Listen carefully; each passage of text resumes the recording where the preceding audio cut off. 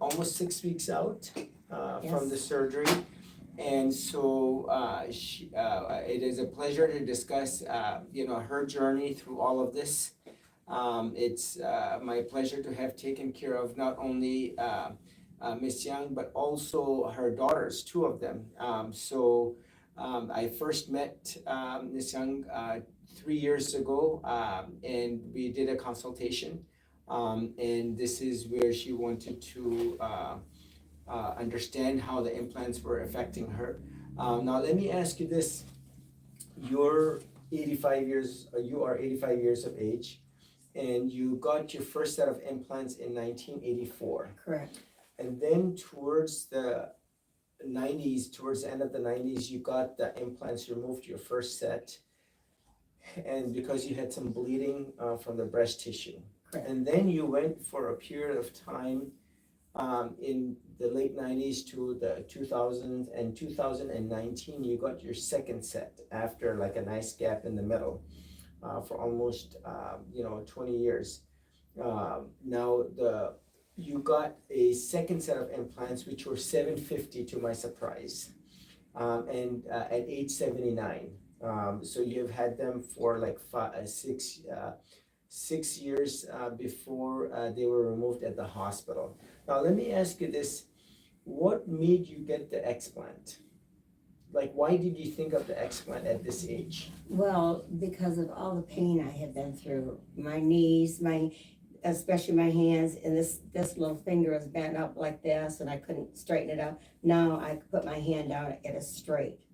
And then I was taking injections in my back for low back pain. Where in the back? L4 and L5. L4, L5, okay, Mhm. okay. And I haven't had any of those, and I'm not gonna take any more because I have not felt any pain since then. My shoulders feel better, my neck feels better, I feel better after I sleep and get up in the morning. I don't have, that hurts so bad, I couldn't turn my head. Mhm. The neck pain, especially the last week, has been wonderful. I Right. haven't had it. Every time I've seen you, you have said you have improved in one way, and this is where you have almost like 7 weeks behind you. Mhm. To be exact, your surgery was done. This was 19th of February, and every time you have come, you have had improvements. Now, I remember you told me the very first time after in the first post-op visit, you said that you could stand up straight, Mhm. and that your family noticed that you were not like hunching forward, and you can only imagine that you had the 750cc implant on each side. That was certainly compromising your back. And so that in itself alone was a reason, because of the neck back pain issues, upper neck back, and the lower back pain issues that you had, and the other symptoms of breast implant illness that you had highlighted. Now, the other thing I just want to mention, you were also on a blood thinner. Correct. Yes, the Aliquis. And so we had to get the medical clearance from your doctor, your cardiologist, so that you could come off the Aliquis. And that also, the other thing that you had was a loop recorder from the previous intervention that your cardiologist had. So that needed to be removed because it was right in the proximity of the skin and the right proximity of the implant itself. Yes. And so that needed to be certainly removed. You were optimized. And once I got the cardiac clearance from your doctor, and once the Aliquis was determined, clearly you were a patient that needed to be done at the hospital. And with a wonderful anesthesiologist who was at the hospital, an old friend of mine, with the team, we were able to remove your very large implants. Now, the question on my end was, you're 85, you have all these risks, and the purpose here is that we want to be able to tell everyone that you got the same surgery any one of my patients have gotten, where the entire implant capsule and all of that inflamed tissue was completely removed, completely, sincerely, definitively, number one. And number two, all what was removed was tested so that we knew what it was and what it was not, i.e. we ruled out that very rare lymphoma any abnormal pathology. Now, let me ask you this. When you got your explant done, what did you notice right away as far as improvement? Breathing, walk, well, my baby daughter noticed it a couple of days after she come down to visit me, and she said, "Mother, you're walking right up straight, you're not hunched over, you know." And of course, the bras, everything hurt, under my arms hurt from the implants, especially under my left arm, and all of that was gone. When I got up the next morning, it was like, wow, it was just like a miracle. It was Right, really- right. So one thing I must mention, any lady who has implants, especially of age, with the osteoporosis and the osteoarthritis that one has, you always have the weight effect because you're leaning forward because of the sheer weight of the implant. Even if they were half the size, you can only imagine they put and basically hurt and tax the back. And so that in itself was obviously the instant relief that many patients mentioned. Obviously, the fact that you don't have the implant sitting on your chest, the breathing improves so that you don't have, if you will, those sandbags sitting on your chest. And the other thing that has impressed me the most, and just given the exam from this morning, I'm very impressed by the fact that your inflammation has decreased substantially. So it's Yes. almost half the size, minus the very large implants that you had. Now, what else improved post-operatively for you? Well, I'm more active with the baby. I have a little girl's gonna be my 10th great grandchild is gonna be 2 years old. I'm more active with her instead of her hitting me like this on the leg, tell me to move over so she could sit next to me. She could get up on my lap now, and what she enjoys. And what else have you noticed improvement-wise? You were mentioning about that joint pain. oh yeah, the joint pain. My knee would swell right up. I'd be pointed right out here. That has all gone down, subsided. My shoulders, my oldest daughter was with me at the time. I had to have injections in my shoulders. I couldn't raise my arms up to do my hair or anything. I had to have help with that, but now I can. I can do my hair and just practically go back to normal. Now, the other thing you mentioned was your fingers. Tell us more about that. Well, the baby would pick at it, and I'd say, no, Tula, but it was bent up like that, and she tried to keep pulling it out. And so now, look, I can put my hand down and it's straight, and it's not up like that. And these are... Yeah, it's straight before you were curled. Oh, yeah, it was all, it was bent. Yes. And, they teased me about it, the kids did, but, oh, you're an old lady now, and that's what happens. No, that wasn't what happened. It was the inflammation. I already knew about the inflammation. It was because I read up a lot on this, and I knew I had inflammation in my body that needed to be corrected. Right. And that's why I needed to be done soon. What made you take this leap, i.e. that said, okay, I'm gonna go ahead and get the surgery done at your age? Well, I didn't want to be bedridden, and I was afraid that's what was going to happen to me. The joints, not being able to pick up my baby girl and my baby great granddaughter, and be up with my girls and go shopping with my girls and things like. I didn't want to be a crippled. No. So the hallmark feature of breast implant illness are the rheumatological joint problems and muscle aches, pains. Now the question becomes: is it the age? Is it the implants? We really cannot tell. I've taken care of so many patients who have had neck, back, joint problems. They have gotten injections chronically. They go to the chiropractor regularly, and they themselves, and you hear the ladies with their own words that their back pain, which was limiting their movement, was improved. Their ability to make a full fist open and close, their ability to straighten their digits, even at this age, certainly an improvement. And only post-op, when the surgery is done right, then only can we say it was indeed the implants. Now, we have a couple of months, basically, behind us, or actually a month and a half, behind us. And we still have to follow and see how you've done progressively over the next 3 months, 6 months, a year.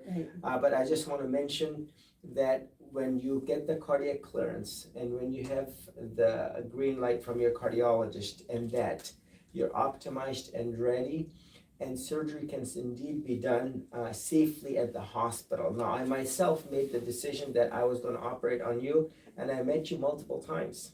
So I met you 3 times before. You're local, you're an hour away. There are other patients that I've taken care of who I said no to outright because I felt that they were not optimal candidates for surgery given their underlying medical problems that they had. For example, a couple of patients had liver issues, and so that was relatively very significant, and I thought their wound healing was going to be an issue. Another lady had Alzheimer's, and I felt that yes, she would have benefited from the explant, but she was of age where having done a surgery and to be able to get true informed consent, I felt uncomfortable moving forward. And a few other patients who had cardiac issues, open heart surgery, that I chose to not operate on. Another patient was out of town. She had a radiation to the chest from her breast cancer, and she had multiple wound issue problems given her underlying diabetes, and I told her that it would not be wise for her to come in. So I'm very selective in my patients, and I'm glad I proceeded with your case, and we had the right team approach. I have to say you had the best help from your daughters who were there, and so it truly helps with the process. Now, the most important thing here is, now let me ask you this, do you think this is a placebo effect? As far as this is all in your head, that this joint pain, the knee problems, the lower No, back, the not at all. shoulder? I don't think that was caused by mental or no, because I had seen a doctor for my knees, and he even agreed with me, Onita, you have to have something else done because you have so much inflammation in your body. And it's a real close friend of ours. And so once that was, and this has been a couple years ago, well, right after I saw you, and Matthew said, no way, in order to correct that and get that slowing down, you're going to have the implants taken out. So anybody goes through this, it is a mental thing to get it in perspective and get yourself, prepared for this. I've been prepared for it for a while. And so, and then my daughters have all been behind me, my 5 daughters, and, I was ready. Sure, I will tell you, when I first saw you, and you were walking with a cane and you had those very large implants, and I was very impressed to the point where I said I wanted to see your operative note if it indeed was the 750s, and I saw the operative note. Now, how did you end up getting the 750cc implants? That was not my choice. Really, so your surgeon chose for you? She told me that, just never mind, I'll do what I think I should do. Right. Now, the one thing I must mention, so your case was a little bit tricky. You were on the blood thinner, so you came off of it for 2 days prior. Correct. And on the day of the surgery, after I was done, I told you to get back on the Eliquis, the blood thinner, and I felt comfortable because how well your surgery went. I actually did a Facebook Live right from the hospital that day, so for those viewers who are interested, they certainly can go back and look. This was the 750. What I found in your case was we had to go back and look at your first set of implants from 84. So you had that inflammation from there. And then I removed anything inflamed, irregular, capsular tissue, anything that I felt abnormal, palpated abnormal, my sixth sense said was abnormal. And you saw the pictures and the videos. It's such a vast area of the reconstruction, and I'm glad everything went very well. That one area where the loop recorder was literally almost poking out, that is healing very well, and very happy, very pleased you continue to be on the Eliquis. I have to say your gait is very much improved. You're walking very nice and balanced, and that truly was the relief of the mechanical effect of the shear implants, the weight, and you can see your chest, you're not moving forward, like hunching forward, but you're basically more broad-chested, which is exactly the relief that you sought with the explantation. Now, the other thing I want to mention here is that, you listen to my instructions very carefully, because one of the things that I considered was you're going to move with the cane, and you're going to move your arms because you have to, and you're dependent on your cane. I've taken care of a few ladies, believe it or not, some ladies that actually came on a wheelchair, and then as they left walking. So this is how well their joint pain had improved. What impressed me the most by your case is certainly your age. Number two, the size of the implant, the fact that you're on the blood thinner. You followed the instructions down to the T.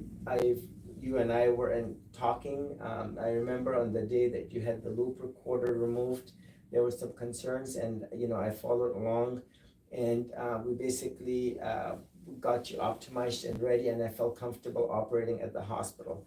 And you followed my instructions very seriously down to the T, and that you made the recovery easy and better for yourself because you were compliant with the bra and the binder, even though I kind of knew you hated it.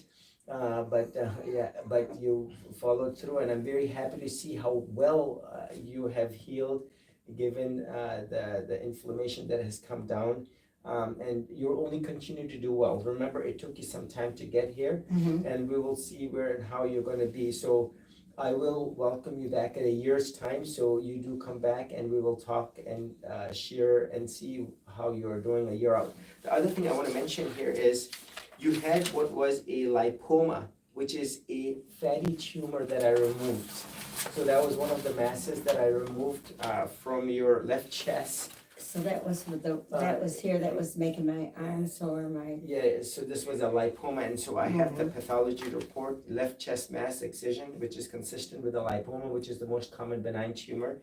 So that was noted, and anyone who's interested, they can certainly go to the Facebook Live that I did right from the hospital. The other thing I want to mention here is the right breast implant capsule, and this is the pathology report. So every time I do a case, anytime I remove the capsule, I send it off to pathology. And it says here, right breast implant capsule that was removed. There is benign fibrous capsule with focal chronic inflammation. So chronic inflammation, so this is the epicenter of that badness. And I quote, with focal chronic inflammation, silicone and associated giant cell reaction. So silicone was within the capsule. So imagine if the capsule was left behind, you would not have improved because your body would continue to be triggered by this. Yes. And associated giant cell reaction. Giant cells are a cluster of macrophages. These are the cleaner inflammation cells that cluster together and form one big giant cell in order to take care of the inflammation. So that was noted not only on the right side, but also the left side. And this was read by the pathologist right here at the Trinity Hospital.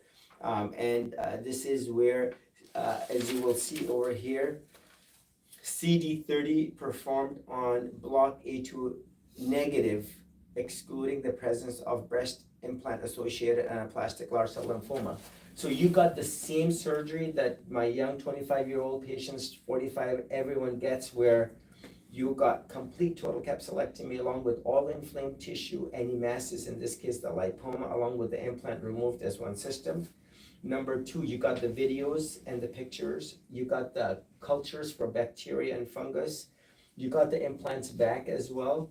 Number five, because of your situation, we had to put a breathing tube on because we wanted to make sure. So your case was a little bit unique and different. And I told the anesthesiologist that morning that I wanted to make sure that you had the tube because of your underlying comorbidities. And the capsules were sent to pathology to rule out that rare BIL-CL, rule out breast cancer, rule out any breast pathology, and that you got the same surgery that everyone gets, so that you get the same care and attention. I hear sometimes some patients, they're like sick, that the surgeons felt, oh, I left the capsule behind because I wanted to get you off the table fast.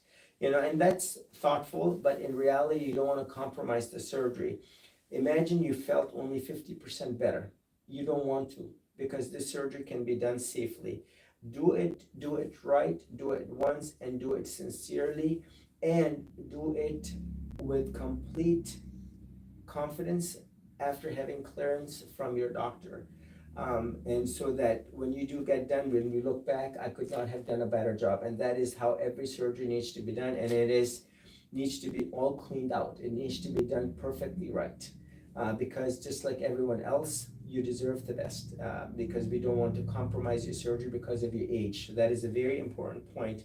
And this is one of the criteria that everyone should meet in order to go through the surgery regardless of age or other comorbidities like the Eliquis. Now, what do you want to say? Anything you want to mention in closing? I'm just happy that I got to meet you and my daughter set me in the right direction. Mhm. And I'm glad I came back because I feel 100% better. I don't even, I mean, every place I go, everybody's saying to me, "You're not 85. You can't be 85. You're out there running around with the children and you're in here shopping with everybody." And, no, I don't feel 85. Yeah. And even my daughter will tell you the same thing. All my girls, well, I can outdo all of them. That's shopping, cleaning, whatever. Yes, yes. Now, I will tell you, it is, it is a privilege to have taken care of you, to have you and I on the same team as far as making sure you followed through. Your daughters were truly incredible in basically facilitating all of this so that we checked off all the boxes. There was no turbulence in the air. And, your quality of life, as I can see right before my eyes, to the point where I said, I have to interview you because you're very special. You're my oldest patient I've operated on. Now, what's interesting is, I must mention, after that Facebook Live, there's a 79-year-old lady that came forth and she has a ruptured right breast implant. So she's in a lot of pain. Now, her situation is different than yours, but now here is a patient, who is hurting. She has implants from 1973, and we're going through the same process of making sure that she's going to be optimized cardiac wise, and that I have to review her chart. I have to see her again, and then we will hopefully be able to offer the same for her so that she can. No one should live in pain. That's right. No one should be have to go through the misery of a contracture and neck, back, shoulder pain, breast pain, chest pain. And you can see she is in so much distress. Her daughter came with her and she said, I cannot see my mom like this. And this is where, the implants, they're not lifetime devices. Can you please give me that? In closing, I will say this. This is the Mentor advertisement. I've read this so many times, it never hurts. This is, again, not my opinion. I didn't type this up. This is from Mentor, the manufacturers themselves. And I'm going to read, breast implants are not considered lifetime devices. The longer people have them, the greater the chances are that they will develop complications, some of which will require more surgery. So in her case, from 1973 to now, almost 53 years later, she's getting them removed, and God knows she's probably had that rupture for some time, and now she has, I would suspect, an extracapsular rupture and not only contained intracapsular. The other thing I want to mention here, this is again highlighted by the FDA. Patients receiving breast implants have reported a variety of systemic symptoms such as joint pain, muscle aches, confusion. This is what you're seeing. You got the relief. Chronic fatigue, autoimmune diseases, and others. Individual patient risk for developing these symptoms has not been well established. Some patients report complete resolution of symptoms. Complete resolution means cure. Symptoms when the implants are removed without replacement. So this is, another, attestation to the fact that, the implants are not lifetime devices.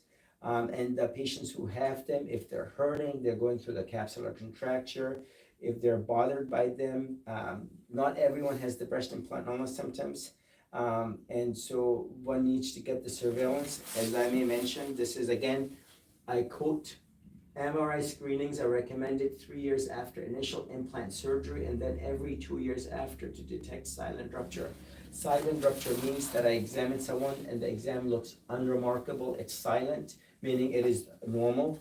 And the next thing you know, the surgeon goes in and finds what is a rupture. And so it was a silent rupture, meaning it was not alarming or painful or radiating, unlike this 79-year-old patient. So you could have a normal exam, and this has happened many times where I've gone in, and to my total surprise, the implant was indeed ruptured. So thank you very much for sharing your journey. You're very welcome. I appreciate you coming in on a Friday morning to share your journey, and I'm sure many people will understand this. People who are hurting, people who have symptoms, and they certainly can seek, recommendation from a board certified plastic surgeon who is exclusively very much explanting only and not augmenting. I just want to mention one thing in closing on my end, and I'll let you finish. This is like a art surgery. Every person, every plastic surgeon has their own unique way. If you went to 10 different plastic surgeons, you would have had 10 different ways that this would have been approached. I painted, if you will, in a way that no one else would, because I know what my other colleagues are doing. Some of them are fixated almost always on a lift. Some of them will always place drains, for example. And this is what we know. Many of them will say, well, when I go inside, I will see, some of them would have turned you away and said, you're too old for the surgery. But the point I want to make here is every surgeon approaches this in a very different way. How soon you would be started on the Eliquis. Remember, I told you when you go home, I want your daughter to text me or let me know that you started on the Eliquis, because we don't want any cardiac issues after. And I felt very comfortable with how the whole surgery went. So this is a unique approach. Now, if you were to, or someone were to get the gallbladder out, it's done the same way in California, Texas, New York, Florida, as it is done here. But when it comes to explantation, it is the personality of the plastic surgeon that essentially determines and dictates how this surgery is going to go. And in my case, I'm very defined and particular how I do it, so that you get the best out of me and that I've given it 110% attention. If I go back and look, I would not have done your surgery any differently than any of the other surgeries that I've done over the last year, over the last 5 years. No, thank you very much for sharing your journey, and please, I will have you close. Well, I can say one thing. First thing, when I had the first ones taken out, it was like, wham, bam, thank you, ma'am. You're okay, go back to work in a week. I didn't have the protection like you had said to me, my arms and picking up or lifting 3 pounds or whatever. I was working in the gym at the time, and it was very, very traumatic to me when I went back to work. Because I went in and he took them out, and he was the one that put the first ones in, and he was very disgusted with me for having them out, but the nipple was bleeding, and it was nothing like what you and I have. You explained everything to me. I've been so blessed to be able to sit here with you and have met you and had you do my surgery. It really warms my heart. I've been blessed. No, thank you. Informed consent is what you're saying. You knew exactly from your daughters. You had gone through the website. Your daughter, who's a nurse, followed all along. I remember on the day of the surgery, this was like, you were praying, I could tell that. But we were determined to get this right, and I'm very happy.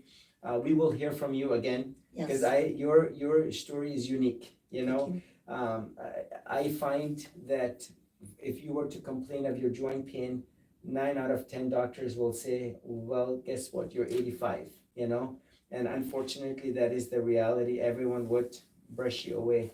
But if you just read over here, just from the weight and the complaints that you had, and this is that questionnaire, your complaints are the same complaints I would have had, or anyone who would have had, and not everyone has these complaints, but these are the checked off boxes that you did.